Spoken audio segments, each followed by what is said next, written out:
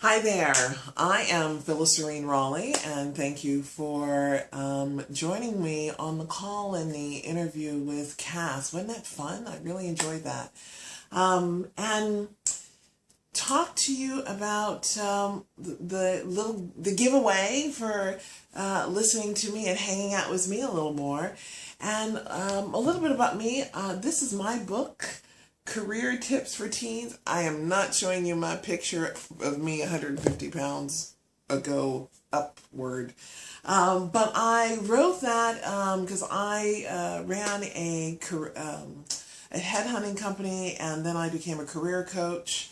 And I had contracts going across all of West Texas or Region 19, talking to kids about their careers. And I was the speaker that they would bring in, and, all the graduates would come in, and I had to, give them that motivational speech before the valedictorian got to speak in the classroom. And I said, hey, you know why they throw a party for you and it's a big graduation ceremony? It's woohoo! Because you know what? Once they let you out those doors, they don't let you back in. You got to figure it out yourself. And that, everybody went, whoa, that's right. They didn't think, because they were present tense. That's beauty when you're still young. You're still very much in the present tense. And so I gave them that little jolt of the future and said, you got to make some choices. And it's a beautiful thing to have free will, but now you've got to use it for yourself. And it's time to make your decisions, because the party is going to be over and it's up to you. So I wrote my book, Career Tips. It was a page a day kind of thing. I got a contract with Sony, back in the heyday when the internet was just really taking off, like 98, 99. And they asked me to do a tip a day column, and I said, sure. And I did that for several months, and then my column got dropped because I said I didn't have a high enough numbers. I only had 23,000, and I went, 23,000? Okay. So I went, ooh, mailing list, can I have it? And I put a book together, and there it was. And so I was able to go around and talk to kids around the school. But when it was great, because it was great to get their attention as a headhunter who said, I'm the woman that you come in to see, and you got to prove it to me before I'm going to talk about you. I was the gatekeeper. I could make your day and make your life or not.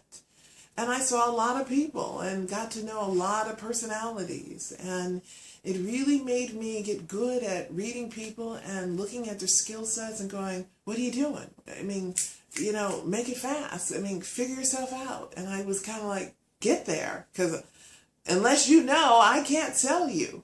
So it was that necessity of invention that made me start writing and say, here, you need a tip. All right, let me give my disclaimer. I am not a writer. I am a rewriter. So I have to write things 40 times to get a draft that you go, ooh. And I get dinged for that, and I apologize. But it is what it is. I give advice so you can get a better job and that you can figure out the things you need to know. So my talk today is about learning how to get what you want, when you want it. And really, it's the power of asking. And I want to just tell you a little secret that I learned from living with a man. And I had a smart one, and that's always cool to live with smart ones. And he said to me, you don't ask, you don't get. I went, And he kept saying it to me till it got annoying. And then I had to start learning how to ask. Because what I realized as a female, I am raised in the passive. The feminine had to take a back seat. The feminine was polite and demure and thought of both sides and how that other person felt and what was the emotion behind that action. And because of that, we got hurt. and we didn't say anything. And we didn't, sometimes we get mad and, hey! But usually we had to have a few buttons pushed to make that happen, am I right?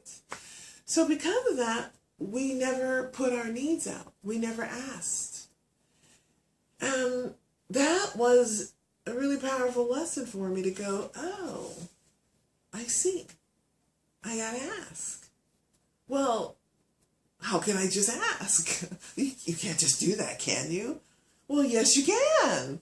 It seems the male species, that's how they were raised. They are raised to just ask. And are we asking to get into a guy's pants? Well, we are when we start getting a little, getting a little cocky. But hey, we get a little cocky. We get a little dommy. We feel good about that. And we go, hey, I want this. You mean you're going to do it my way? Okay, well then do it my way. And when we get good at that, we realize all of a sudden, hey, it works. They will get on their knees. They will do what we say.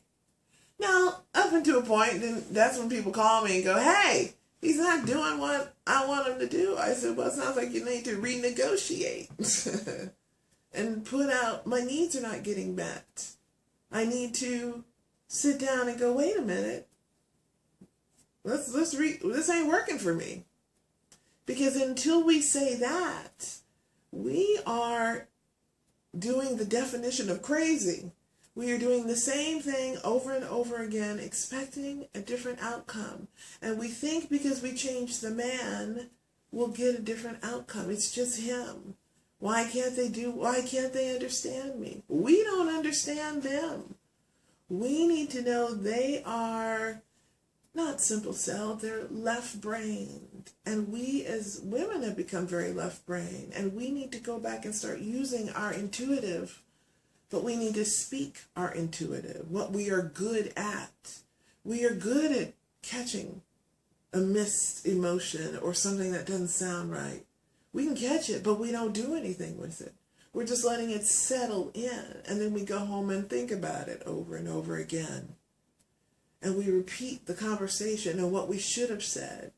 Well, what we need to get better at is asking the question if we don't like the scenario. Wait a minute, did I hear you right? Is that what you're saying?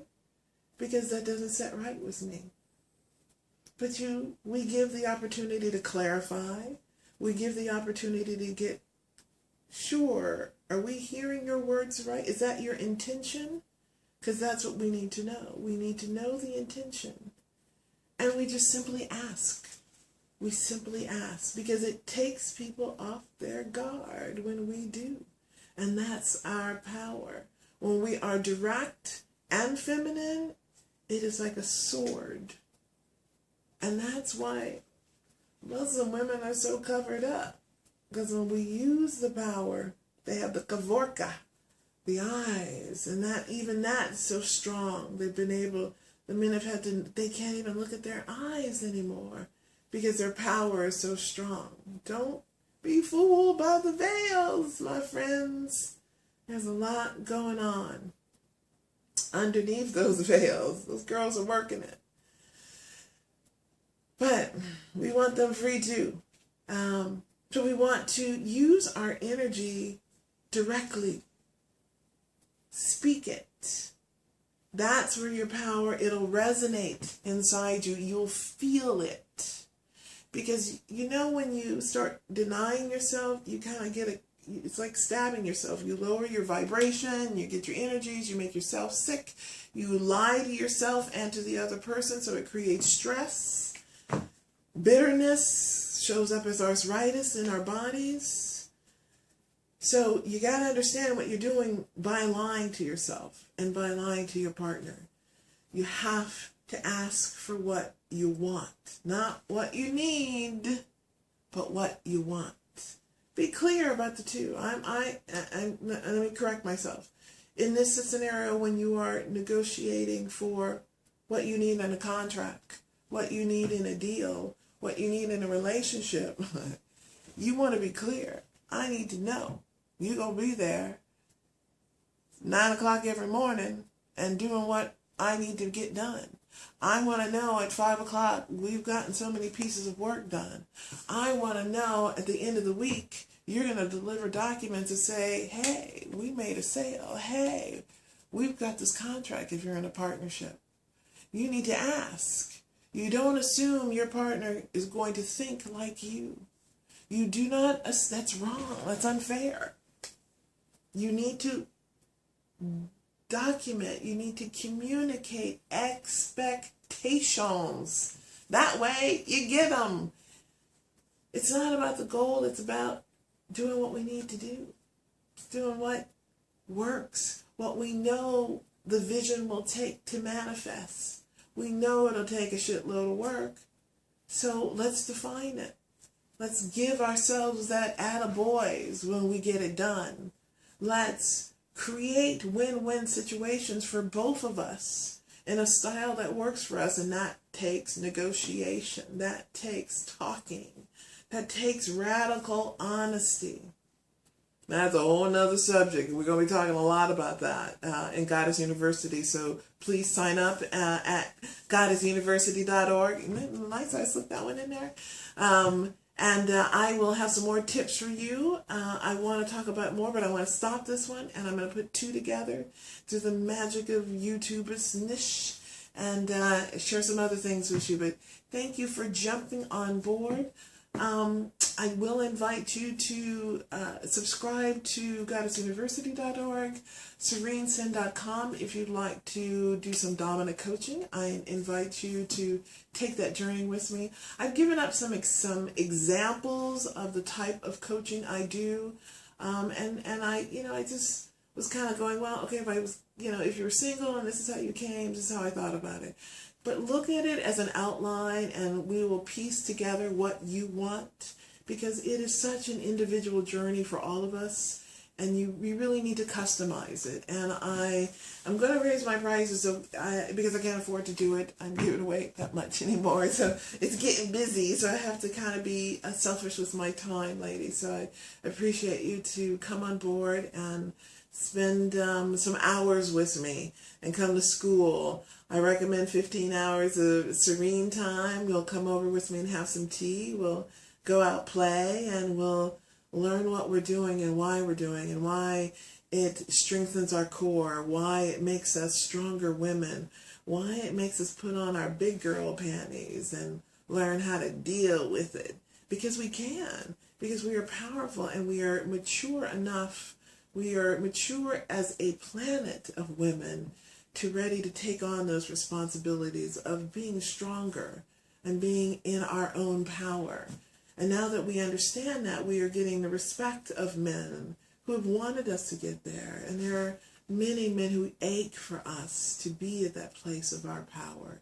They weep at our cowering when it's our strengths and our beauty is in our strength and being who we are meant to be. And ladies, do not believe the lie that men are not intuitive. They have better intuition skills about mate selection and chemistry than we do. And they can read us better than we read ourselves and better than we read them. And let me use an example I learned from a gentleman, and I've forgotten his name. He's a pickup artist, but he works with women. Someone will put it down in the comment section for me, please. I forgot, brother. But he talked about men are like, their brains are like waffles, and women are like spaghetti.